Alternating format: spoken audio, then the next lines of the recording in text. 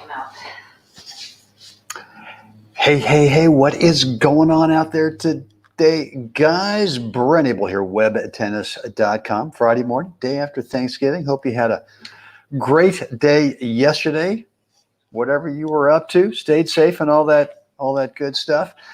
So look, I got a couple things I want to get to you today. Number one, as you can see on the bottom there, the tennis medal. We're going to work on part 3 of my 4-part between points routine today. Just a quick story or two about that and why, God, for me, it just completely changed me as a player in terms of actually, those really tough players, those guys and gals where you're just trying to knock on their door and finally get a big win. For me, that was the thing that made the difference. I'll tell you about that in just a second. In the meantime, this Monday, November 30th at 8 a.m. Pacific, 11 a.m. Eastern, I'm going to host about 25, 30 minutes. I'm going to take you through the one thing exercise. There is a link. Let's see. Let me make sure I put it here in the comments area. I think this is it. There she is.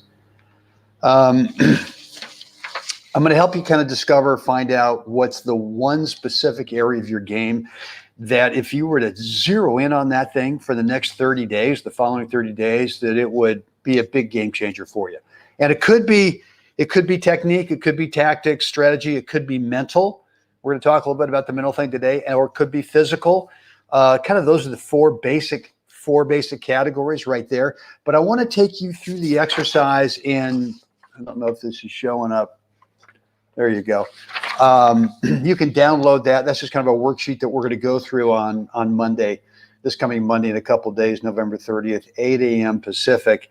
And I just want to take you through this so that you start to get organized, better organized with your game in terms of clarity about, well, here's the one thing right now that I got to get organized with.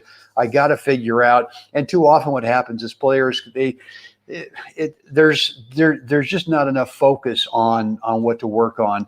And this is assuming, of course, that you actually are a competitive player. You want to start winning some more matches, not only at your current skill level, but maybe starting to make that move up to that next skill level group. So in the description area today is a link, and then also in the comments area I just put there is a link also as well. So guys, look, my 4-part between points routine has been the thing. I mean, there have obviously been several things that have really helped me get to where I am as a player now. But one of the big things is what I do between points. And if you think about a tennis match how long is a tennis point on average? I'm not saying, there's always exceptions to this rule, but on average, a tennis point maybe lasts 5, 6, 7 seconds. Serve, return, a couple of balls, that's about it, right? And yet, what do we get? By the rules, we get 25 seconds between points. So if you think about a match, if a match lasts 90 minutes or 2 hours, about 20% of the match is actually playing points. The rest of the match is either between points or on side changes. And what I did before, when I was really struggling to become a player, was I didn't manage that 80% of the match at all. The 80% of the match when we're not playing points. And my brain was off thinking about all kinds of crazy stuff between points or on side changes. And all of that really sort of allowed me emotionally to be all over the map. From I hit a great shot, okay, baby, here we go. I'd miss an easy chunk or go down in the depths of it. Oh my God, you're so. And once I got this thing from Jim Lohr back in the day, kind of one of the first original kind of guys who sort of the mental experts in the game of tennis. But he had a 4-part between points routine that he said, if you manage that time really well, what happens is you keep yourself emotionally on an even keel throughout the match. And for me, I'd never really kind of considered that. And, I used to get, I like I said, hit a great shot. Okay, baby. Miss an easy chunker and go, you're just a total idiot. Well, all those thoughts are telling your brain either this or that or whatever. And so I hybridized his 4-part between points routine to something that worked for me. And, my first part is at the end of the point, I just kind of go to the hook of the song. I know, sounds crazy, but what I'm trying to do is keep my emotional response to whatever just happened at the end of that point, rather than spiking up or diving down. I want to keep it. I want to keep it as non-emotional as possible. And for me, I tried saying words, I tried saying phrases, I tried doing this, trying doing that. The only thing that really worked was kind of going to the hook of a song. Could be, a song with some lyrics, it could be an instrumental, but whatever it was, that's the thing that works for me. Now, for you, it might be something totally different. Again, it could be a phrase, it could be an image, it could be a word. I don't know what it is. It could be, it could be music. You could be singing a song to yourself. Doesn't matter what it is, whatever it is for you that keeps you on an emotional even keel at the end of the point is really what you want. And then the second thing for me is 2 or 3 really deep breaths, right? To where and look, it's more of a recovery thing, right? So if I'm returning serve and if the guy double faults, I'm still going to go into my 2 or 3 deep breaths from my ab, right? Not up high in my chest. I want to make sure that I get some oxygen back in there and start recovering. So I'm going to do it whether someone throws in a double fault to me or I've just played like, a 17 shot point. I'm going to stick to that second part. I want to stick to the routine. The third part, which we're going to get into a little bit more in depth, is going, how do I tactically want to start this upcoming point? And then the fourth thing is a little self-positive pump. All right, here we go. But the whole point of having a between point routine is to clear the slate for the next upcoming point, so that you're not dragging baggage with you from what happened the last point and bringing it into the next point. And, what I used to do, and I see way too many players doing this now, is at the end of the point is especially, and look, let's be honest, how often do we hit the dinger, right? The great shot? Not very often, right? So most of the time we're sort of managing mediocrity at the end of a point. And too often what happens is we're making an unforced error, or that opponent over there gets a little lucky and shanks off one for a winner, whatever it is, let cord winner. And it's so easy for us to kind of go into that negative thing. And we never get away from that little negative, whatever it is, and we drag it with us. We drag that baggage into the next point. Obviously not great. We want to start every point with as clean a slate as possible. So part number three for me is I used to think about, well, okay, what do I have to do to win this point? You know what? It's 30-15. I'm serving. It's 4-all in the second set, and I've won the first set, and now it's 30-15. What do I have to do to win this point? And the problem with that thinking, and it was for me, is I'm not in total control. I'm not 100% in control of the outcome of the point. My opponent has got, can participate with the outcome of the point to, a degree that I can't control it. So once I started thinking not about how am I going to win this point, but how do I want to start the point, right? So if I'm serving at 30-15, maybe it's a time where I've been serving out wide or I've been serving the tee. Maybe I just want to go to the body.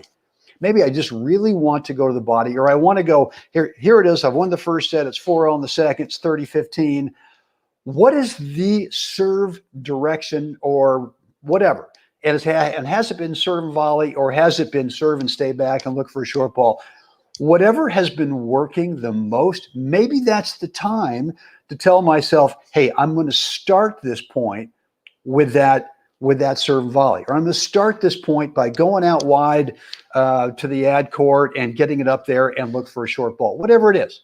I can't tell you. There's no formula at that point. It's kind of what's been working on that day for me that I might go to. And the whole mindset there is that how do I want to start it? So I've got a real clear focus on simply that, because I can't really control everything, right? I might get the ball kicked out there wide, great serve, I get a short ball, but now I got to make this next shot, right? And, it's not a guarantee. So stop thinking about how you are going to win this point and start thinking about more about how do you want to start the point with this crystal clear clarity. And so for me, when it's serving, it's super easy, right? I know exactly what I'm going to do based maybe on what's been happening in the past of the match, maybe based on today. And this is the serve that's been working the best for me, right? Now, when you're returning serve, or when I'm returning serve, sometimes what I will tell myself, well, the way I want to start this point is to really kind of be thinking about, well, what's inside the head of that player over there? What are they maybe thinking about how, what serve they're going to play? And are they going to play serve and volley? Are they going to play, serve and stay back? I don't know. I can't control that. But what I can control is, hey, in this situation, this is what's been happening up to this point in the match. So at least be looking for it. And, it could be too that, let's say on a second serve, I might tell myself, hey, if I get a second serve, the way I'm going to start this point is maybe with a chip and charge and come in if that second serve is right where I want it.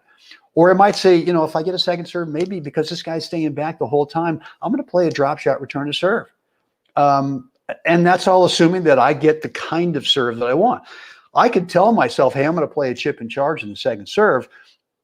But if the guy serves me really tough, maybe kicks out wide, all I can do is get over there and not be able to move in. I got to change. I can't just reach out and just come in because I've told myself that. Right? Or maybe I'm going to play some other kind of return that the serve does not allow me to do it. Well, I've got to adjust. But at least you start thinking about how do you want to start the point, whether you're serving, whether you're returning serve, and not going, here's how I'm going to win this point because I need this point, right? Whatever. So for me, there's no question that once I embraced and once I got disciplined to my 4-part between points routine, it changed everything for me. And I started knocking on the door, really challenging the top guys and started to get some wins, against guys who these guys were legends and I just not really sure about this guy. This is going to be a tough match. But when I stopped thinking out in the future, which would be, how do I want to win this point?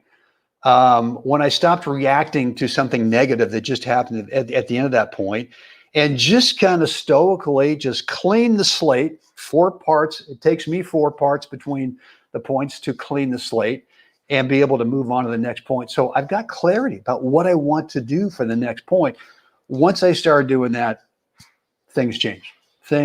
And look, I'm not saying it's easy, and it's certainly not like a light switch where you go ahead and just flick it on whenever you want. Oh, this is a big point, so I better do my 4-part between points routine right now. No, man. I mean, you've got to, not only have you got to discipline yourself to do it throughout the match, but you got to practice it. So lots of my practice sessions are simply, I'm not thinking stroke technique. I'm not thinking tactics. All I'm doing is at the end of the point is, am I kind of going into part 1 of my 4-part between points routine? Am I disciplining myself in practice? Which, by the way, I mean, we can get so distracted in practice that I'm just saying, for me, I like to have a focus of what I want to work on that day. Now, I'm not saying I do it every practice, not every day, but there are enough times where I need to make sure that 4-part between points routine, once I get into a match, that it doesn't feel foreign to me. It feels authentic. It feels like something I've been doing, right? I've already desensitized myself to it by practicing. So, guys, hope that helps today. If you're not doing any kind of between points routine, 80% of the match, let me know, and I can help you. I can help you get through that. You can either send me a direct message, shoot me an email, brent@webtennis.com. More than happy to give you some insight, some more specific insight on that to help you out. The other thing too, recently been talking a lot about health and fitness. And if you're not buying into what I've been talking about, which is if you want to become a better player, the fastest way to do that is to get the kitchen right? what you eat, what you don't eat, what you supplement with, all that kind of stuff. If you can't tell me that if you're dragging around, and I'm not saying you are, but you can't tell me that a tennis player who's dragging around an extra 10, 15, 20 pounds is maximizing their skill level. There's just no way in terms of quickness, in terms of endurance, all that kind of stuff. So look, and again, I always kind of condition this message is this may not be your thing. And that's totally, totally cool. But look, if you want some ideas, and I'm happy to share my story with you about what I've done over the last 3 years in the kitchen that completely changed. I mean, in terms of winning titles, singles, doubles, mixed, the husband-wife thing, gold balls, silver balls, captaining, playing captain the last 2 years on the World Cup team for the United States. Getting the kitchen right has been the thing for me. And I'm happy to give you some suggestions on that. Just go ahead and shoot me an email, brent@webtennis.com, or DM me, direct message me.